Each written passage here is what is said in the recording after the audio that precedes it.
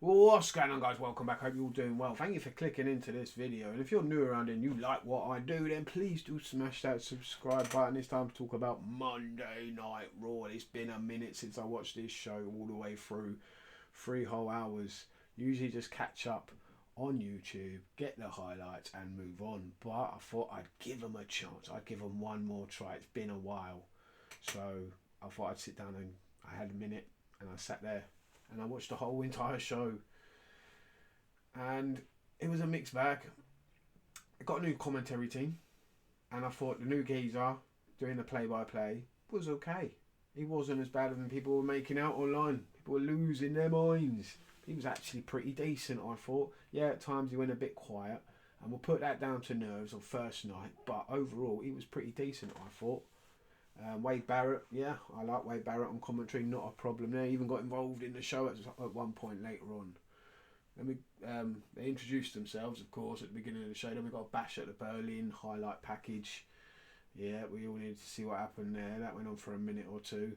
Then Rhea Ripley comes to the ring. She's a babyface now, of course. I'm not a big fan of her as a babyface, I can't lie.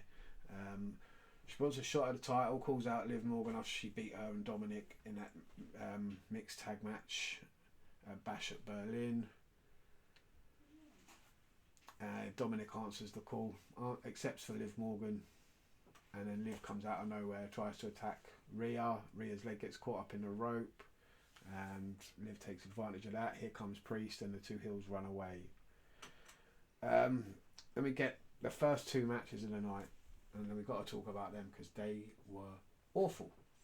American Made versus Alpha Academy. Awful 6-person tag. It was a mixed gender, intergender, mixed person tag match, whatever we're calling it. American Made versus the Alpha Academy. It sucked. And out comes the Wyatt Six. They accept a street fight challenge from Made Gable for next week. Pure Fusion Collective. Here comes Shayna Baszler versus Zelina Vega. Oh my days, if you thought the match before was bad, this one just, they said hold our beers. We'll show you how bad we can get. Because this was fucking dreadful. Yeah, Priest needs a tag team partner and Rhea's going to go find him one. Yeet. CM Punk probably and Drew McIntyre probably had the segment of the show. And they're still going with this feud. Yeah, it's all to do with a bracelet, and I hate the whole bracelet thing. But everything else, if you take the bracelet away, it's actually been pretty decent, this feud. And they're keeping it going, and why not? They need one more match. Why not? To end the feud. The third match. We've had Punk win one. We've had Drew win one now. Yeah. It's time for the last match. The trilogy, shall we say. Maybe at Bad Blood, why not Hell in a Cell, something like that. I think that'd be pretty decent. Intercontinental #1 contender tournament. They're doing that because they can't create a decent story for Braun Breaker. What are they doing? Ilya Dragunov defeated Dirty Dom and Dragon Lee. It was a pretty decent match. Dom runs away from Priest and leaves Dragunov to defeat Dragon Lee. It was a decent match until Priest gets involved and Carlito gets involved. Got to talk about Bronson Reed. They let us know before the show that he ain't going to be there because he's got COVID. Why not make a better story for him and continue from last week after what he did to Strowman in the car? Why not say he's suspended for what he did to Strowman? But no, Strowman's back, takes his place in another triple threat match and wins it. Way to kill the momentum you had going for Reed. Way to kill. I hope he's back, hopefully next week, and he absolutely destroys Strowman. Takes him out. Let's hope. Alba Fire, Isla Dawn versus Damage Control. Our #1 contenders match again. We got a second #1 contenders match in a row again. Can't create a storyline, so let's just carry it on, shall we? If you weren't sick of Isla Dawn and Alba Fire challenging for those tag team titles and fighting for those tag team titles with Bianca Belair and Jay Cargill, then oh well, never mind, because we are getting more, because they won the match against Damage Control's Kairi Sane and Io Sky. Hopefully Kairi Sane is okay. My goodness, she dove off the top rope, or off the rope, and lands on the table face first. I think Belair was supposed to catch her, and smashes her eye, and you see at the end it's just full of blood. It looked nasty. Hope she's okay. Yeah, we find out, yep, Jey Uso's going to be Priest's tag team partner. Yeet. We get a Gunther in ring promo, and who is next after he beat Orton? Only one person made sense, and they did that. The only person that has beaten Gunther on the main roster has been Sami Zayn. So it made sense that it would be Sami Zayn who's next up to face Gunther and have Gunther absolutely batter and destroy Zayn.